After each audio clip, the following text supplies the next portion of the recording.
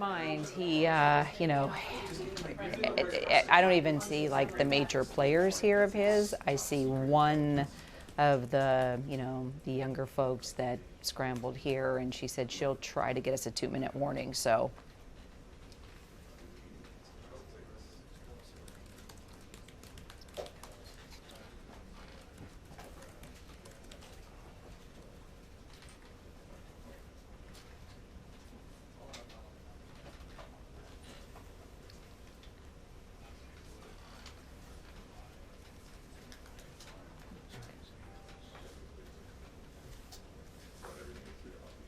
It's okay.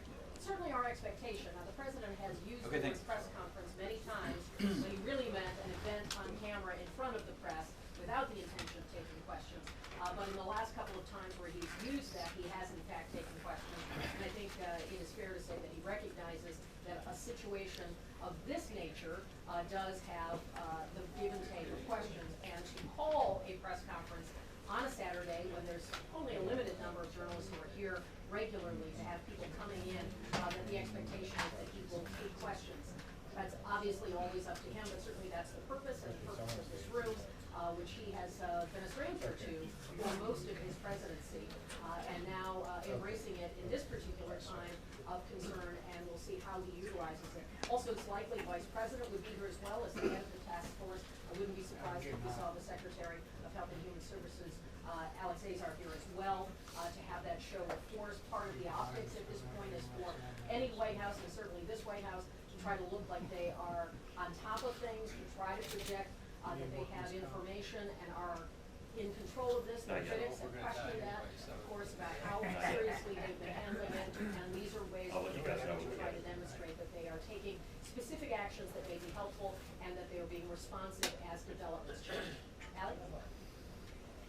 Well, look, Frederica, the president has not come into this White House briefing room very often. In fact, he's only done it a couple of times during the course of his presidency, and yet we are seeing 2 times this week now that the president will step into this briefing room. Really just a sign of how much he feels now that he needs to kind of try and wrangle the message. We know that the president is often very confident in his ability to kind of bend the public narrative in his direction, and certainly he's going to try and do that today. Of course, the last time that the president was in the briefing room, he took a lot of flack for underplaying the seriousness of the coronavirus spread and contradicting his own top public health officials, including when those officials were saying, this is going to get worse. And the president said, well, it might get worse, it might get better, we'll have to wait and see. Of course, now we know that it has indeed gotten worse, Fred, and that's because we have 1 death now confirmed in the United States, 4 cases of potential community spread, meaning cases where we don't know how those individuals got that. They had not had any history of travel recently. So those are the kinds of questions that the president is going to have to answer today.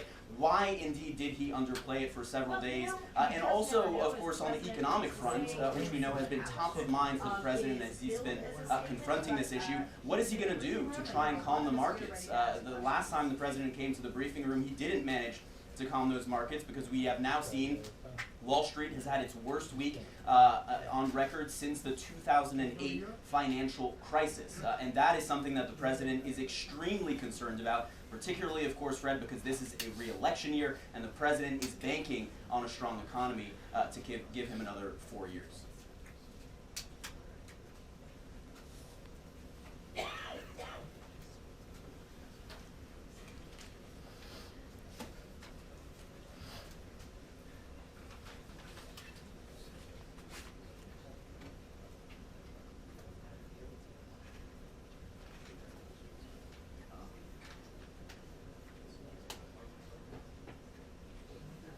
Are they taking you again? Yeah. Are they taking you again? I don't know. I'll let you know.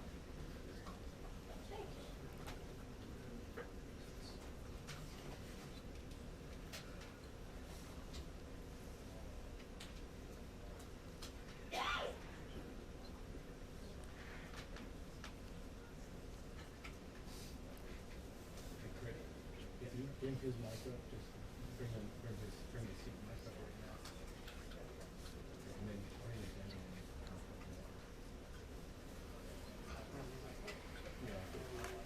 Yeah.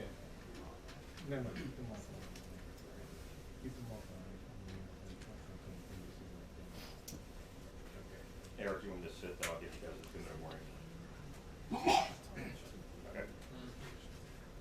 no, but I'll let you know. No, I was saying I will give it. Yeah, if I get it.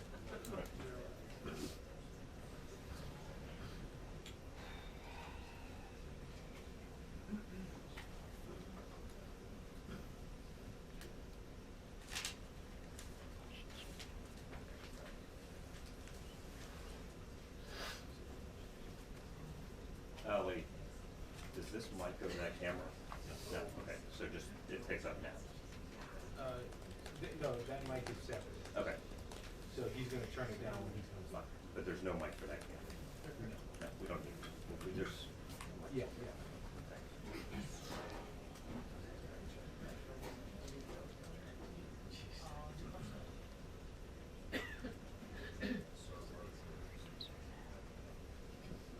Hey, Tom, it's Kira. Can you hear me? Okay, Mark, I was going to say that op-ed, that guy also did a live interview. So if she wants to watch that guy's interview in addition to the op-ed, she can Google it. You bet. No sense. No warning, nothing. But it's a packed room. I know. Who's winning the football game, by the way? Oh, okay. Oh, okay. Yeah, I guess I wouldn't either. Kira, are you guys going up with this? We're going to go up with it.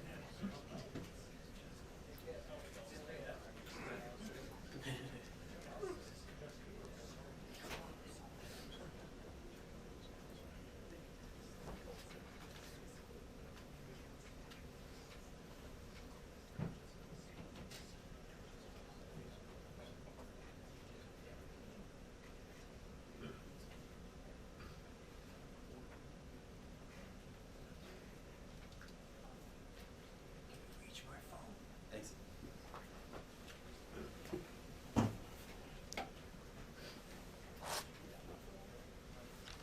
Sorry, what was that? Just leave it here, I'll get it.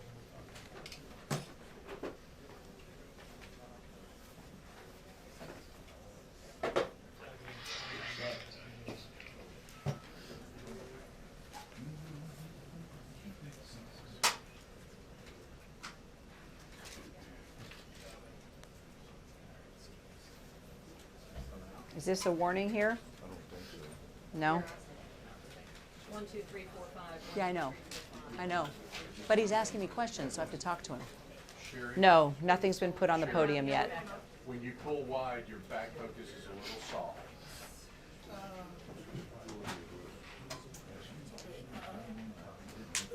Hey, Green. Oh, thanks. What's up? Oh, he's gonna go for a while.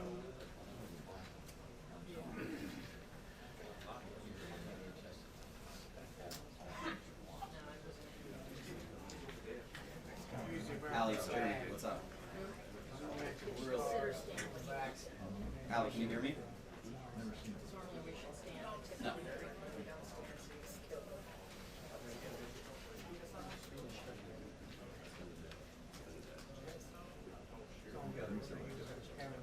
Yes, I can hear you. No. Can you hear me? Focus it sharp, hang out all the way back, and get to that knob, and twist the focus knob on the back, so you showed you, all the way in the back, It's over. Use your other hand, use your other hand. Just move it till it's nice and sharp. Yeah. Any guidance on timing? Let me know when you get it, and I'll lock it back down. See how it goes? Snap it in, snap in, you see how the highlight will come up? Just lock that down. Now zoom it back in to the stars. It should be sharp. Don't touch anything, don't touch anything. And see if it's sharp. Alley in South Carolina somewhere is, what town? No, Steve, I know what state she's in. Let's consider ourselves lucky that I can remember that. Columbia, or Charleston, or Greensville? You're gonna get me in trouble. Tell it all. What's under hit? Henry, where are you at?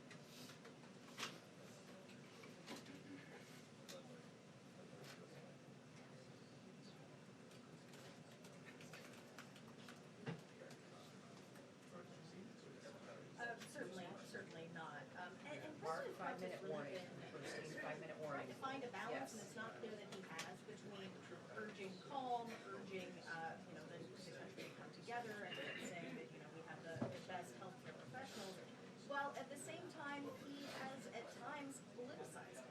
He has gone after Democrats. And at his rally yesterday, described Democrats trying to get him and said that coronavirus is their latest hoax, their latest effort to get him by hyping it up. And so there is this balance, and it's not clear. 2-minute warning before the briefing begins. 2-minute warning. 2-minute warning. 2-minute warning now. And so President Trump was saying that his response to it, and other responses like that, had kept the number of cases low, had prevented there being any deaths. And now today we know that there was a death. And it is one of these difficult situations where you don't know what might come next, and he doesn't, none of us do.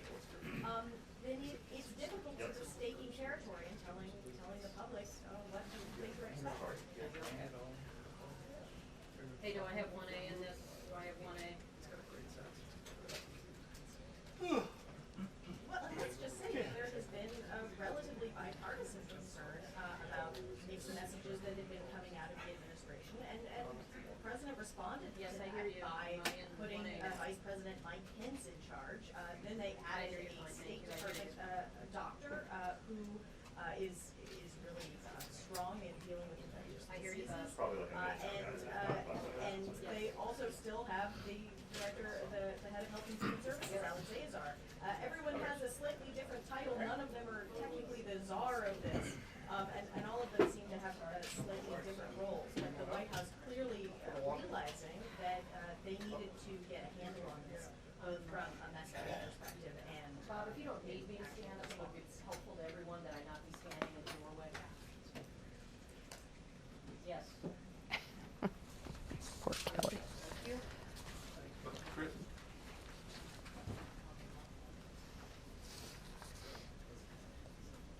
I can certainly talk, but I think it's better that I not talk.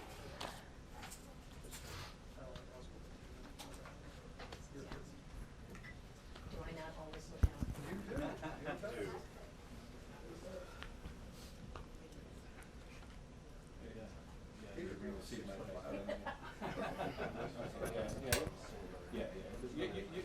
Yeah, okay. But you got what I'm saying. Thanks. And don't get the rules. Yeah, definitely.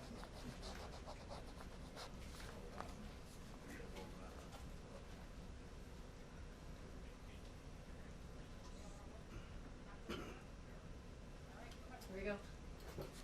Here we go, Mark. Here we go.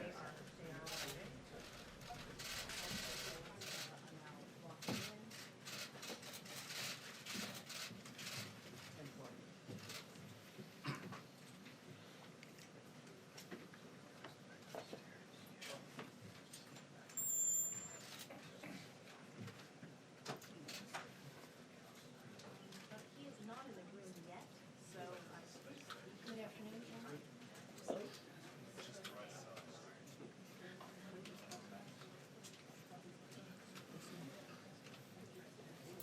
Kevin.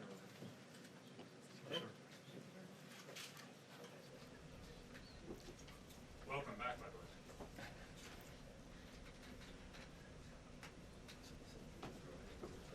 Yeah.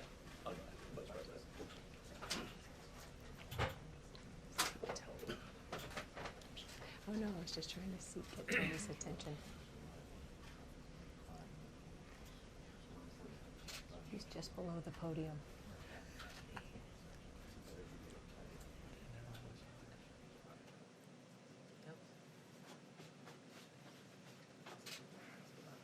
You look good, Tony.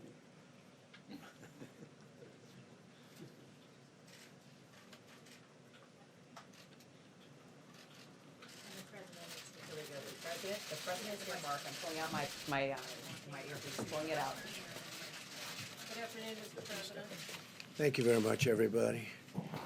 Before we begin, I'd like to congratulate all of those incredible people that have worked for so long on our endless war in Afghanistan, 19 years, going on 20 years, and there hasn't been a moment like this. We've had very successful negotiations. We think they'll be successful in the end.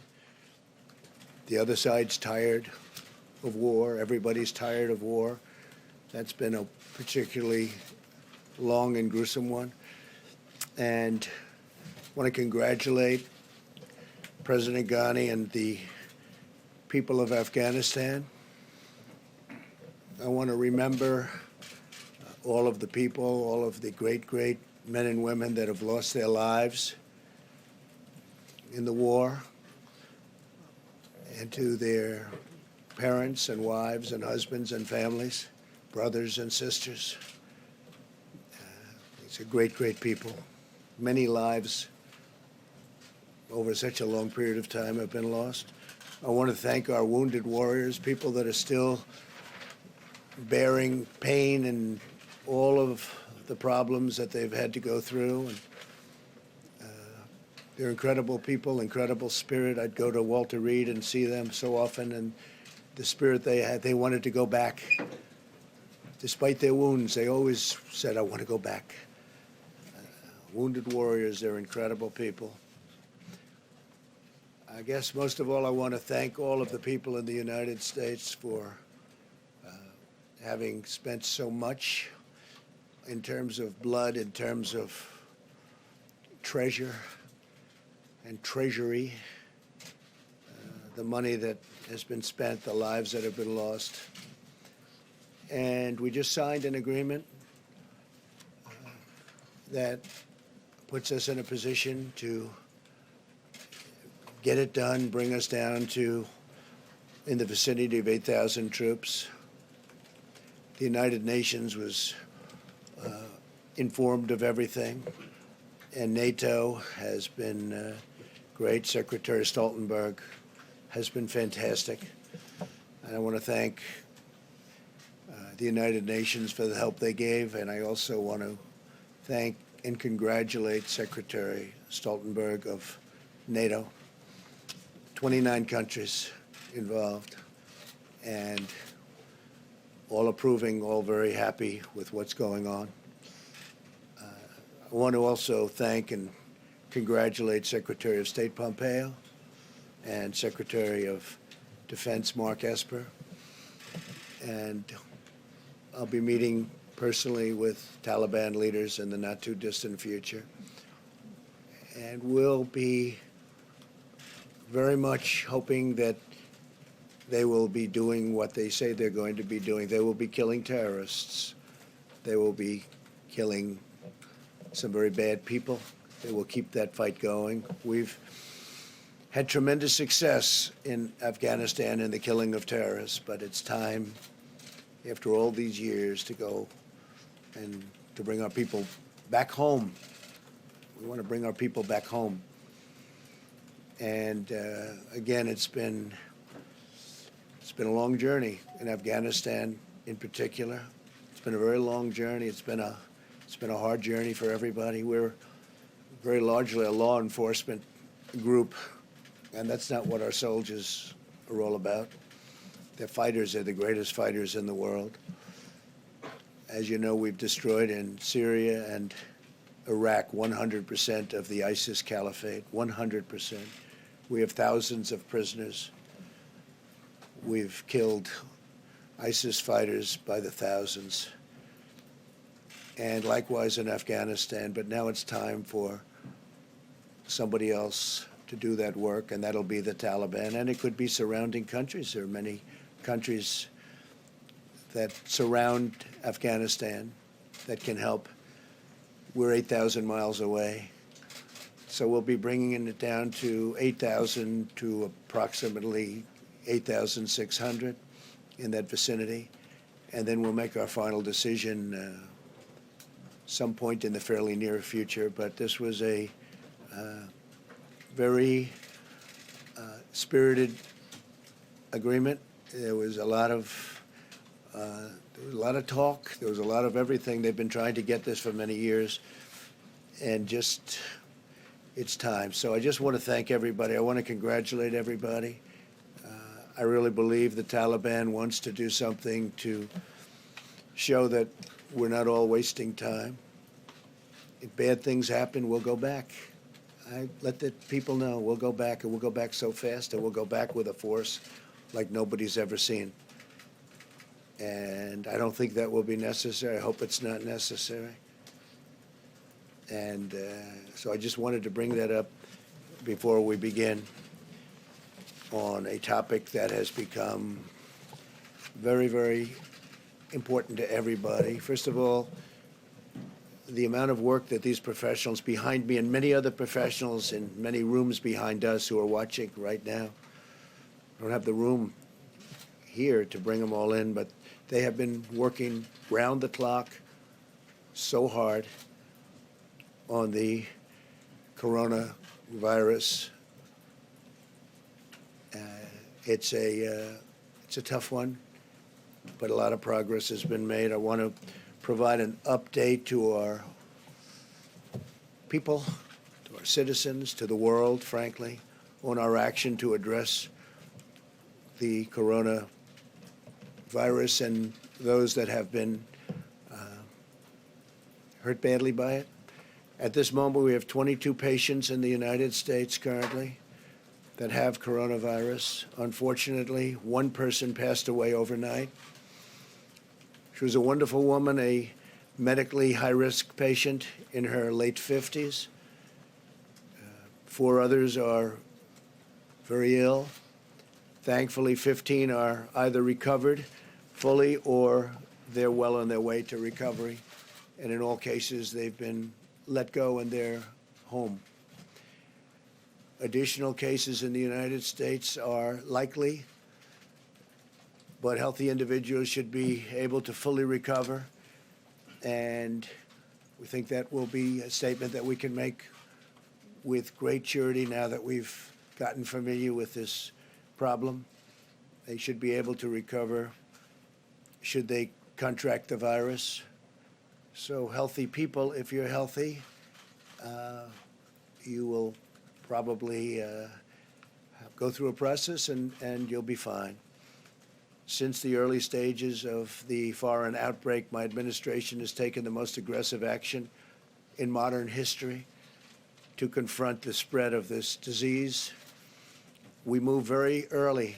That was one of the decisions we made that really turned out to be a lifesaver in a sense, big lifesaver. On January 31st, I imposed travel restrictions on foreign nations who had, and anybody that had been to China or people coming out of China. And I want to say that China seems to be making tremendous progress.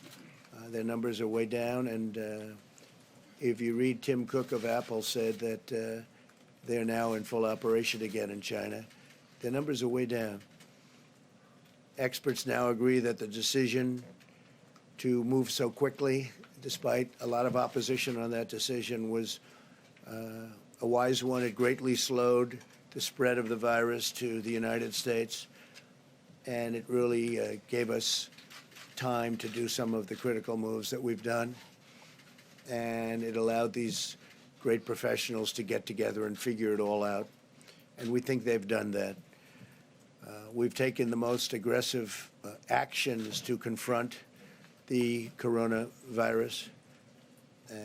They are the most aggressive taken by any country. And we're the #1 travel destination anywhere in the world, yet we have far fewer cases of the disease than even countries with much less travel or a much smaller population.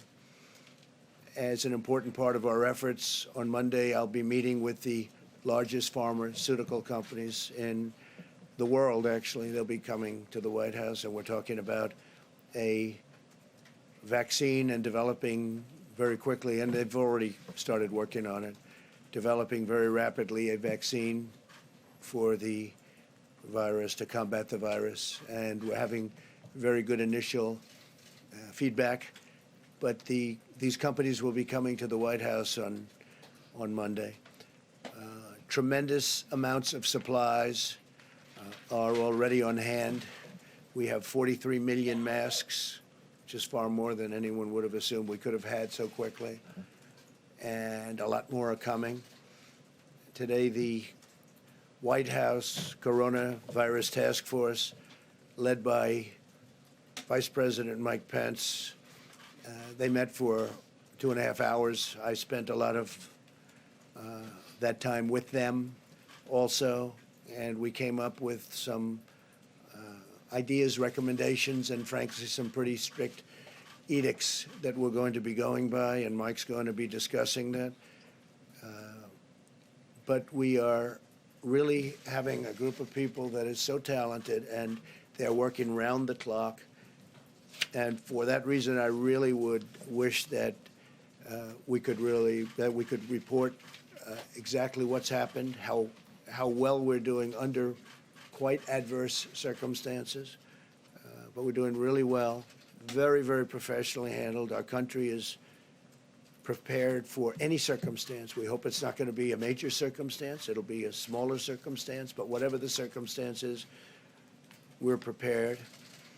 And I'd like to just ask and caution that the media, we would respectfully ask the media and politicians and everybody else involved not do anything to incite a panic, because there's no reason to panic at all. This is something that is being handled professionally.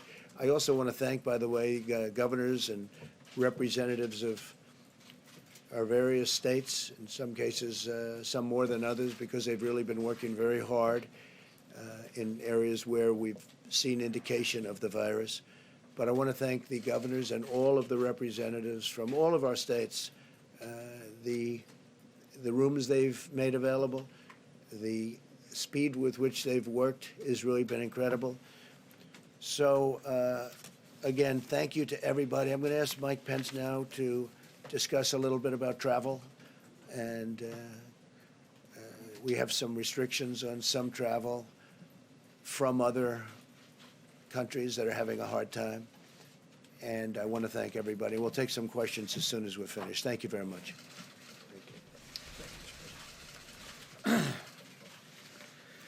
Thank you, Mr. President. Let me begin, as the President did, by expressing our deepest condolences to the family of the woman in Washington State who's lost her life to the coronavirus. I want to assure that family that they're on the hearts of every American and those that are continuing to struggle.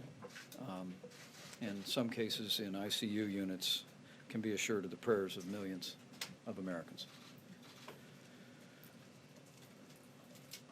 From the moment that this country learned of the spread of the coronavirus, President Donald Trump took decisive action, established the White House Coronavirus Task Force, and as the President just described, the President took unprecedented action to suspend all travel into the United States from China. It simply had never been done before by any previous administration. It is among the reasons why the threat to Americans of coronavirus remains low, despite today's tragic news from Washington State. The task force met this morning and brought the President a range of options, and at his direction, we will be doing the following. First, the President authorized action today to add additional travel restrictions on Iran. We will be using Section 212F, banning travel from Iran. Iran is also already under a travel ban, but we are expanding existing travel restrictions to include any foreign national who has visited Iran within the last 14 days. In addition to moving Iran, we are going to increase to the highest level of advisory, which is level 4, advising Americans do not travel to specific regions in Italy and South Korea. Let me say again, the President today has authorized the State Department to increase the travel advisory for Americans to level 4, we are urging Americans to not travel to the areas in Italy and the areas in South Korea that are most affected by the coronavirus. The President's also directed the State Department to work with our allies in Italy and in South Korea to coordinate a screening, a medical screening, in their countries of any individuals that are coming in to the United States of America. And we look forward to working with them in a collaborative and a cooperative way. Now, with regard to the task force, I'm just a few days into this job, but I can tell you, having spent time with these extraordinary professionals that the President just alluded to, having spoken directly to more than a dozen governors, including Governor Jay Inslee this morning in Washington State, I think every American would be proud to know what I've heard about the work of HHS, the work of CDC, the work of all of our agencies. At the President's direction, this team has been working seamlessly with health officials at the state and local level. And I can assure the American public that we will continue to live out the President's admonition a few days ago that we're all in this together. And as we work with members of Congress, I've had the opportunity to speak with Republican and Democrat leadership in the Congress. We'll be working very closely on a supplemental funding bill to make sure that not only do all these agencies have the resources that they require, but we'll also make sure that state and local health officials have the resources and the reimbursement to take such actions that are necessary to protect the health of the American people. The President mentioned masks. This morning we talked a great deal about additional medical supplies. Let me be very clear, and I'm sure the physicians who are up here will reflect this as well. The average American does not need to go out and buy a mask. But this administration is going to always put first our patients first, and second, we're going to make sure and protect the health of our healthcare providers.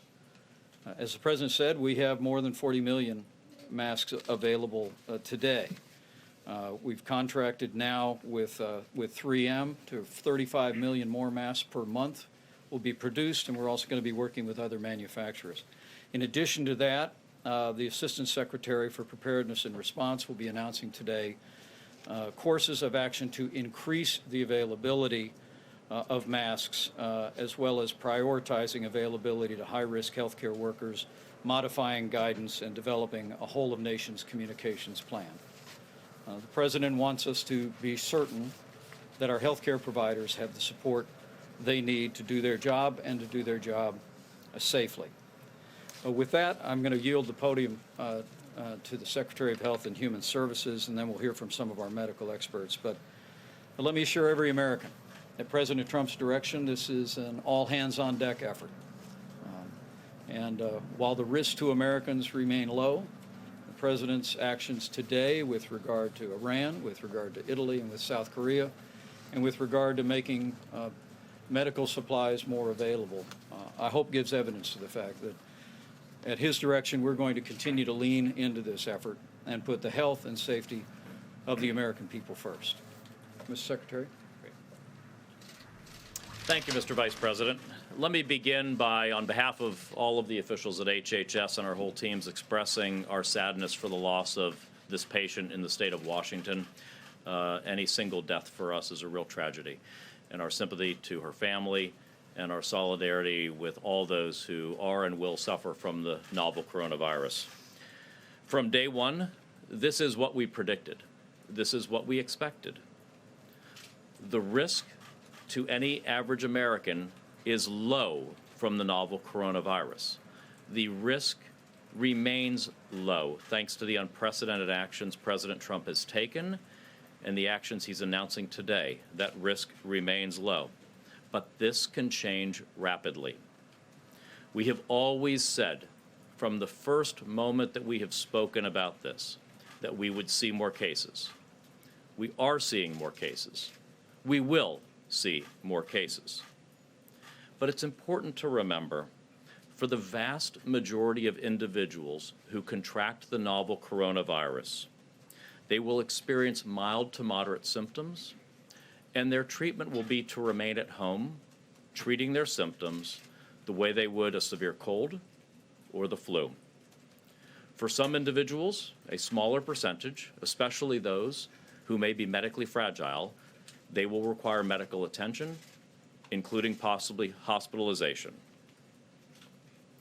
Our basic message in terms of the containment of this disease and the measures that we have and are taken and are today announcing is we want to lower the amount of travel to and from the most impacted areas. This is a basic containment strategy. That is the philosophy behind the moves that we have taken, the moves we're announcing today, and any moves that we will consider in the future. With that said, let me turn things over to Dr. Tony Fauci, the director of the National Institute of Allergy and Infectious Disease at NIH. Thank you very much. Dr. Fauci. Thank you very much, Mr. Secretary. I want to first again, as the entire team feels, to extend our sympathies to the family of the individual who expired as a result of this particular virus and this particular disease. But I also want to underscore and emphasize the points that the Secretary made about what is evolving here. You've heard of the terminology community spread. Well, community spread is when you have infection in the community in which you don't have a direct link to a known index case. That really challenges us with something that we need to do and that we do very well. The state and local health authorities, in collaboration with the CDC, would need to identify, isolate, and contact trace. And that's what's going on right here in the country. With regard to the particular area that's involved now in Washington, the country as a whole, because we get asked that all the time, still remains at low risk. But when we say that, we want to underscore that this is an evolving situation. And in real time, we will keep you appraised of what is going on just the same way as that we are doing it today. So how do you address this new challenge? There's what we do from within and what we do from without. I hearken back to the original decision that was made by the president of making sure that we knew the scenario that was going on in China. We prevented travel from China to the United States. If we had not done that, we would have had many, many more cases right here that we would have to be dealing with. So in that spirit, the approach is going to be, as we address this challenge, which is going to evolve by the day and by the week, to do what was just mentioned, to try and keep our citizens from going to places that are active infection and to prevent places where there are active infection to necessarily easily get here. That's the getting it from without to within. From within, we will very aggressively do the kind of public health measures that would hopefully contain this. But as we say this, we need to prepare for further challenges, and we will have them. You will hear about additional cases that will be coming on. You should not be surprised by that, but to realize that that is something that is anticipated when you get community spread. So when you have cases throughout the world, the way we're seeing now, South Korea, Italy, Iran, and places like that, the United States cannot be completely immune to that. The challenge is how we deal with it. And I can assure you all the resources that are necessary are going to be put into dealing with what we see evolving right now. And again, we'd be happy to answer any questions later, but Bob, do you want to say a few words? I also want to add my prayers and sympathies for those that are sick and obviously our citizen that unfortunately died last night. Currently, as said, there's 22 cases in the United States, and these initial cases were really linked to travel to China and their contacts. Recently, as was stated, we've confirmed new cases with no link to travel history or contacts. And health departments, under the leadership of the states and local health departments supported by CDC, are aggressively evaluating these cases in California, Oregon, and Washington. As was said, we should anticipate to see additional cases and clusters in the days ahead, and we will continue to aggressively evaluate them by the state and local and territorial tribal health departments in conjunction with CDC by embracing early case recognition, isolation, contact tracing, and begin to do that to limit the further spread. I want to also add my emphasis to what was said, that as we stand here today, the risk of the American public remains low. As was said, we should anticipate more cases, but again, the current risk to the American public remains low. If I could just ask you, you said the other day in the cabinet room with African American leaders, you've got to get away from politics. You were down in Charleston last night using the word hoax when talking about Democrats. Somebody now is dead from this. Do you regret that kind of talk? No. Hoax referring to the action that they take to try and pin this on somebody because we've done such a good job. The hoax is on them. I'm not talking about what's happening here. I'm talking what they're doing. That's the hoax. That's just a continuation of the hoax, whether it's the impeachment hoax or the Russia hoax. This is what I'm talking about. Certainly not referring to this. How could anybody refer to this? This is very serious stuff. But the way they refer to it, because these people have done such an incredible job, and I don't like it when they are criticizing these people, and that's the hoax. That's what I'm talking about. Thank you, Mr. President. And I'm just going to ask you directly about this with regard to the flow of information. From the very beginning, you received a lot of criticism regarding that, in particular about Dr. Anthony Fauci. He is world-renowned in contagious diseases, and there were reports out there that he was being muzzled. Can you tell us that this widely respected expert, Dr. Fauci, will have every opportunity to tell us the truth? Well, that's a very dishonest question because he has had that ability to do virtually whatever he's wanted to do. In fact, he was never muzzled. Okay. I think I can speak. You can speak. Why don't you speak to that? There have been a lot of Very reports out there. dishonest question, No, but that's okay. It's not dishonest. I want to clarify, It Mr. is President. dishonest. I want to clarify. So let me clarify it. I have never been muzzled, ever, and I've been doing this since the administration of Ronald Reagan. I'm not being muzzled by this administration. What happened, which was misinterpreted, is that we were set up to go on some shows. And when the vice president took over, we said, let's regroup and figure out how we're going to be communicating. So I had to just stand down on a couple of shows and resubmit for clearance. And when I resubmitted for clearance, I got cleared. So I have not been muzzled at all. That was a real misrepresentation of what happened. Are you considering other travel restrictions, and what about closing the southern border? We are looking also southern border. In fact, some of the folks are here right now. Ken is here someplace. And yes, we are thinking about southern border. We have received a lot of power on the southern border over the last couple of years from the courts, but we are looking at that very strongly. Mr. President, to follow up, how should Americans prepare for this virus? Should they go on with their daily lives, change their routine? What should they do? Well, I hope they don't change their routine, but maybe, Anthony, I'll let you answer that, or Bob, do you want to answer that? Sure, Mr. President, thank you. I think it's really important that, as I said, the risk at this time is low. The American public needs to go on with their normal lives, okay? We're continuing to aggressively investigate these new community links. We're going to continue to be transparent in relating that to the American public. But at this stage, again, the risk is low. We need to go on with our normal lives. Mr. President, thank you very much. Increasing of the coronavirus in South Korea, and to worry about the U.S. troops in South Korea, and how did you consider that traffic in the U.S.? Well, we care very much for the troops. We're in constant touch with the troops. We've been speaking to the general, as you probably know, 32,000 troops in South Korea. And that's all working out fine. And we're in touch. We were in touch with the authorities in South Korea too. Yes. What responsibility do you feel, as you're communicating about this, for the public to follow your directions and to take the prudent steps? And then when you did use the word hoax, couldn't that cause some people to not take the precautionary steps because they are linking what you're saying when you use the word hoax in the context of coronavirus? Okay, so again, the hoax was used with respect to Democrats and what they were saying. It was a hoax, what they were saying, and that was very clear if you'd read the words, and I think you know that too.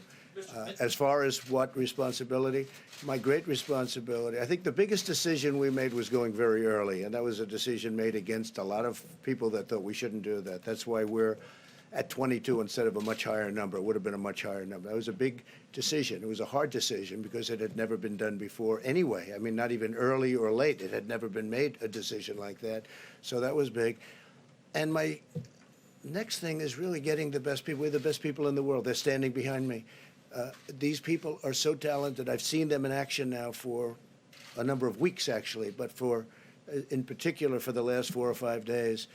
And I want to thank Mike Pence and everybody for the job they're doing. We have a great team. We have great people. And this too will end. Are there Go ahead, please. Yeah. Go. You want? Go ahead. Mr. President. Mr. President, you talked about people going about their routine. I did want to ask, though, with you and the Vice President, is the White House taking any extra precautions to make sure that you don't come in contact with the virus, either through your travel or with who you meet? Well, I think so. I mean, we lead a life. I get around. I was in South Carolina last night. We had a tremendous rally. I've been around. I think we're going to be in very good shape. You know, you're talking about 22 people right now in this whole very vast country. So I think we'll be in very good shape. If I may, a couple of questions for Dr. Fauci about some particulars about the virus. Dr. Fauci, what do you now understand about the morbidity? I mean, the Secretary refers to medically fragile people. Are you confident that if you're a relatively healthy young person, that this will not be fatal for you? Okay. So the number in our country currently is low.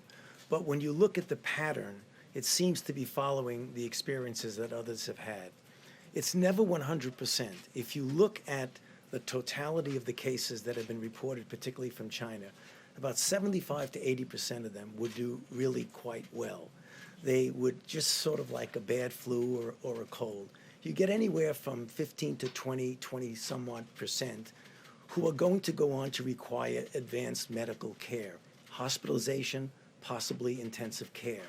For the most part, the people who get in trouble and ultimately, tragically, would die from this are people who are elderly and or have underlying conditions, heart disease, chronic lung disease, diabetes, obesity because of the difficulty in breathing back and forth. However, every once in a while, you're going to see a one-off. You're going to see a 25-year-old person who looks otherwise well that's going to get seriously ill. But the vast majority of the people who get into trouble do have these underlying conditions. And that's why it confuses people, because they say, well, you just said that, and then there's a report of a 40-year-old physician from China who died. That's going to happen. That happens with influenza. Most of the time, influenza kills people who are advanced age and underlying conditions. But you hear in the media every once in a while, a college student would get infected and ultimately die. But the majority is in that risk group. And one more technical question. Yes. Have you determined whether there are any variants of this virus so that a person who may have gotten it and then gotten over it could get it again?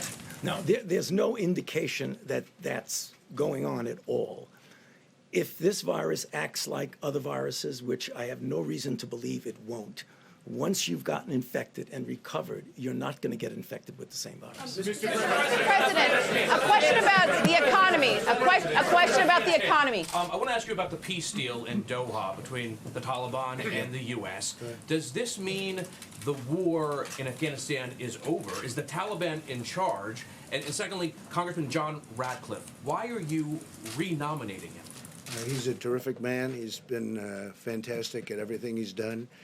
He's highly respected.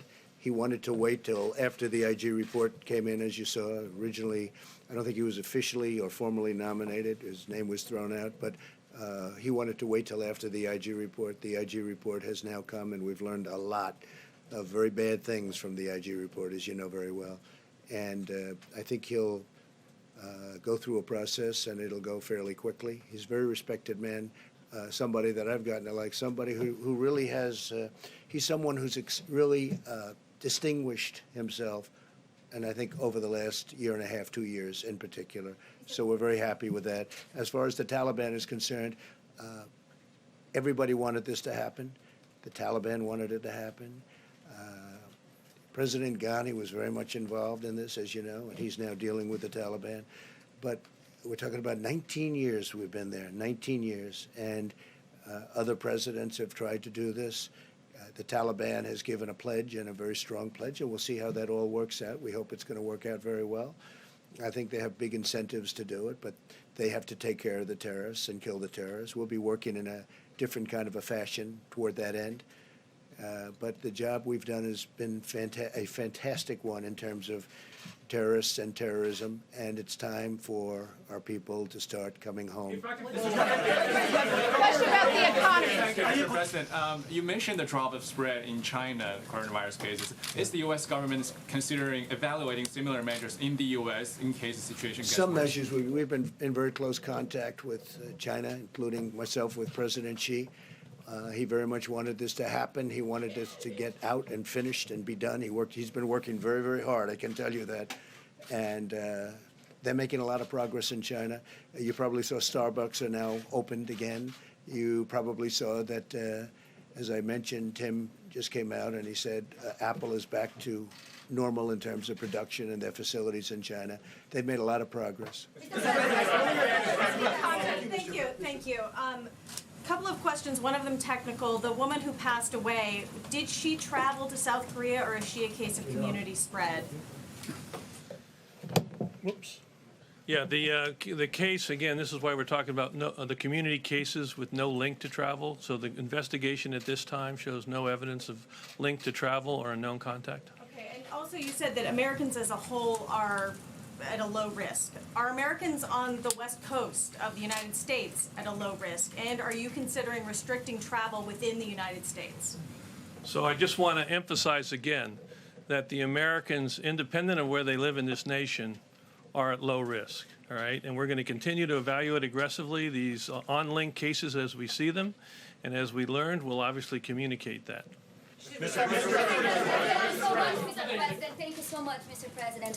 Why are you considering closing the border with Mexico, since there are so many more cases here than there? And another question, are you working with the governments from Brazil and Mexico to try to coordinate a response about this? Did you talk to President Bolsonaro? Well, we have a great relationship, as you know, with Mexico. We have 27,000 soldiers. They're soldiers on our border doing a fantastic job. Our numbers are way down. People coming into our country illegally.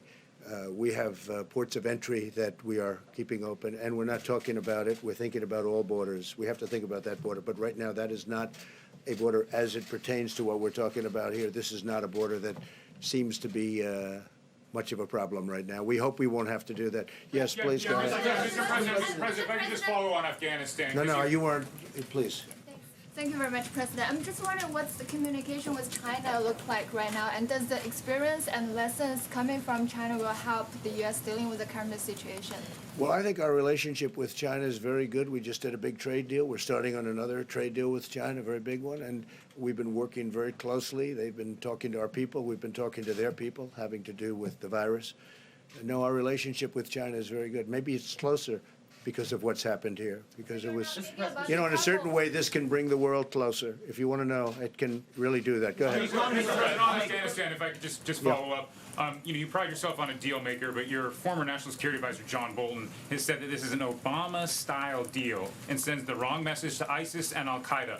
What did the Taliban give up here? You know, first of all, will you be hosting the Taliban in Washington at Camp David, or will you meet them abroad? We'll look at that. Look, nobody should be criticizing this deal after 19 years. He had his chance. He didn't do it. He was very much in favor of going in. We should have never gone in the first place. When they went into Iraq. Listen. When they went into Iraq, when they went into the Middle East in such a fashion, I was very much against it. Shouldn't have gone in. He thought we should have. That's been proven wrong. I'm surprised that anybody would be against something where we try and end a 19-year war. We're 8,000 miles away from our home. We've done a great job in the sense that we've killed a lot of terrorists. We've put them out of commission. Who knows what they would have done if we didn't do that. But it's time for us to come home. Now, the Taliban working with other nations, perhaps, because you're surrounded by other very strong nations. And whether it's Pakistan or Iran or lots of other places, including Russia, they can all work on this. We've been doing it for nations that are surrounding Afghanistan. Now it's time for us to start coming home. And I think it's a very good situation. President Ghani is working on it very hard. We'll see how that works out. But the United States has done great services for people all over the world that, frankly, I don't think they've been given the kind of respect that they should be given for what we've done. What we have done for the world is incredible. And usually we don't even get a thank you. In Afghanistan, we did something, and I will tell you, for the most part, I noticed he was negative, but he should have tried to do something better. He was here for a year. He could have done something better. I was all ears, and he wasn't able to do that. The deal has a chance to be extremely good, but what it does do is we start bringing our people back home. Yeah. No. Go ahead. Thank you, Mr. President. The other day, thank you, Mr. President. Go ahead. The other day, you spoke about the impact, the financial impact, the economic impact of the coronavirus on our country. Yesterday, there was a letter that was sent out publicly by the Federal Reserve Chairman talking about steps that the Fed may do to prevent economic impacts to happening here in the United States. What's your reaction? Is that enough, that kind of a letter? No, I think the Fed has a very important role, and especially psychological. I mean, if you look at the Fed has a massive impact. Lots of it is psychological, and lots of it is fact. This is something I think they should have done even beyond this and before this, because other countries that are not as nearly as prime, we're the greatest in the world. It's our currency, everything. We have everything. We should have the lowest interest rates. We don't have the lowest interest rates. Our Fed rate is higher. You look at Germany, you look at Japan, you look at other countries. Many of them have negative rates. And we are not put in that position because of our Fed. And now we have this problem. You saw where Germany is lowering and also infusing a lot of money into their economy, a tremendous amount. I haven't heard our Fed say they should do this. Our Fed should start being a leader, not a follower. Our Fed has been a follower. We need a Fed that's going to be a leader. We should have at least the same rates and ideally lower rates than other countries. We shouldn't be paying more, but we're forced to pay more on interest, and we are the most prime. Think of it. Biggest economy in the world by far. China would have overtaken us in this year. They were expected to for 5 years. 2019, they were going to overtake us. They're not even close, and they won't be close. As long as somebody smart is right here, they won't be close. But I will say this, the relationship with them is good, but as far as the Fed is concerned, our Fed should be a leader. Our Fed has not been a leader at all. Face-to-face meeting with the Fed Frankly, Chairman. we could refinance our debt at even lower rates. The rates are very low, but we should be refinancing debt at even lower rates. Our Fed is making us pay more than we should, and that's ridiculous. Another question on the economy. President, thank you.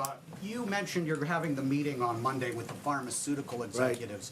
Right. As you know, the process of approving medicines is complex and time-consuming. I think this process will go very quickly. What powers I will think you use Democrat, to speed it up? Republican, liberal, conservative, this process is going to go very quickly. And you know, that was, excuse me? Yeah, we can do that. You want to do that? We're expedited.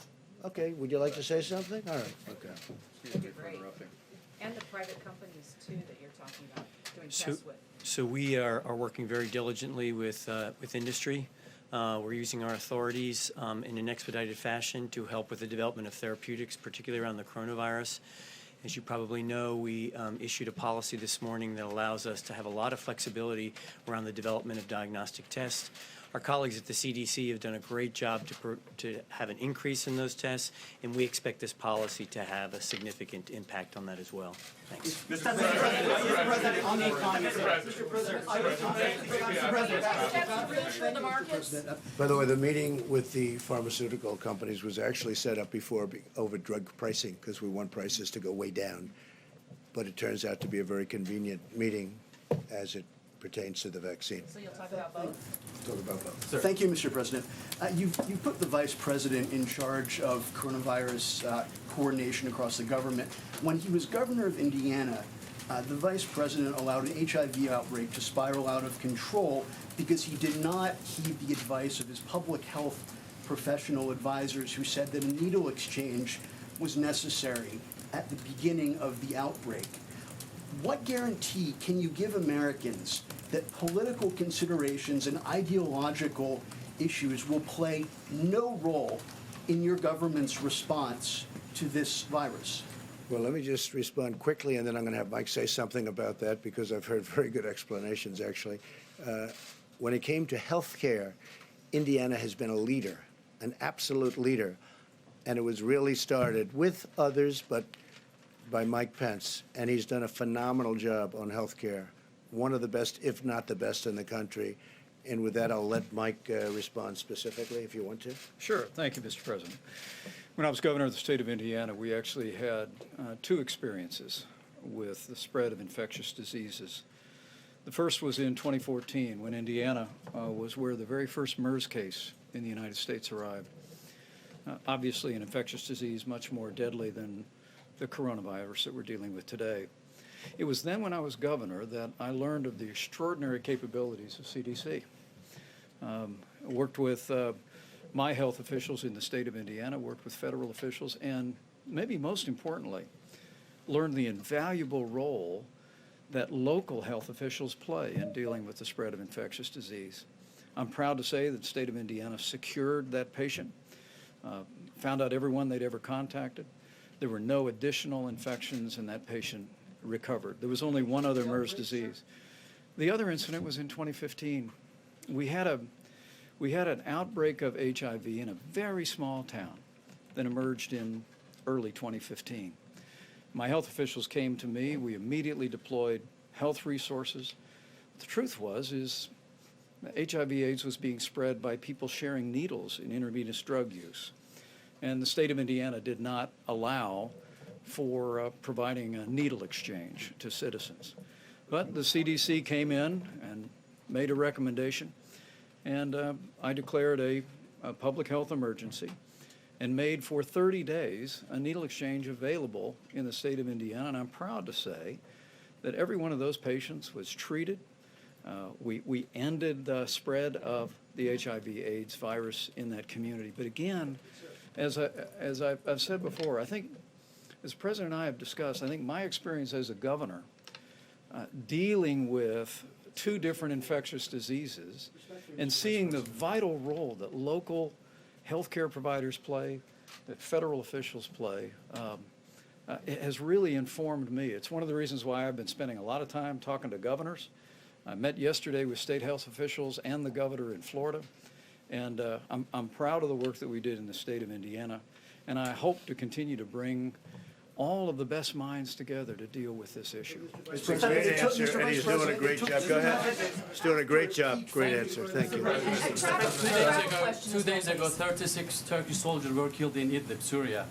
And today, Turkish foreign... When was that? When? 2 days ago. Okay. And today, Turkish Foreign Minister Mevlut Çavuşoğlu said Turkey wants a Patriot air defense system from United States. Are you in talk with Turkish government regarding We're this speaking topic? to President Erdogan a lot, and we are talking to him about exactly what you're referring to. A travel question. The markets, are you able to do anything from a policy or reassurance standpoint to try to deal with? The markets will jitters all in the come back. markets? The markets are very strong. The consumer is unbelievably strong. The companies are very strong. We have one problem. We have to get this problem brought into focus, and it is right now. I think our professionals are doing a great job. I'm not thinking in terms. Well, it's certainly not a good situation. When you lose travel, that's a big part of market. But for a period of time, we're going to have to do whatever is necessary. Safety, health, number one. The markets will take care of themselves. The companies are very powerful. Our consumer has never been in a better position than they are right now. Larry Kudlow was telling me before that the numbers, I said, don't even bring it up, what difference? But that the numbers are very strong. He's got numbers from Friday, very strong. You see the numbers. But our focus is on exactly this. It's not on that. That will take care of itself. Are you considering any tax breaks to help ease the pain? I think the big thing we're looking for is the Fed to do its job. If the Fed does its job, that's what we are really looking for. Prior to this, as you know, we announced that we're going to be at the end of the year, toward the end of the year, we're going to be announcing a middle income tax cut.